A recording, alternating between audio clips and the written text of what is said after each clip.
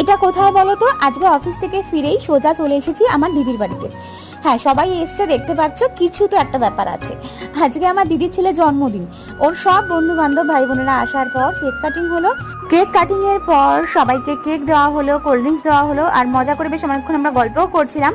আর তারপরেই দেখতে দেখতে সুমিত চলে এলো। সুমিতকে একটু বলেছিলাম তাড়াতাড়ি ফিরতে, কিন্তু হয়ে ওঠেনি।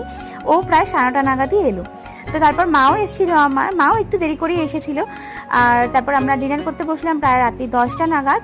আর ডিনারে ছিল আমাদের ডিমের টেবিল, তার সাথে ফ্রায়েড রাইস আর চিকেন কষা, স্যালাড, চাটনি, পাঁপড় আর সঙ্গে গোলাপ জামুন। তো খাওয়া দাওয়াটা বেশ জমিয়ে সারলাম। আর খাওয়া দাওয়া সারার পর এখানে যে সমস্ত পুচকিগুলো এসেছিল, ওদের সাথে খেলায় জমে গেছিলাম। আমার বাচ্চাদের সাথে খেলতে ভীষণ ভালো লাগে, আর বিশেষ করে মেয়ে যদি হয় তো তাদেরকে একটু সাজিয়ে দিই, তো তারা তো আমার এমনি ফ্যান হয়ে যায়। আর এখানে একটা পুচকি এসেছিল, দেখো কি মিষ্টি দেখতে, ওর সাথে আমি খেলায় জমে গেছিলাম পুরো।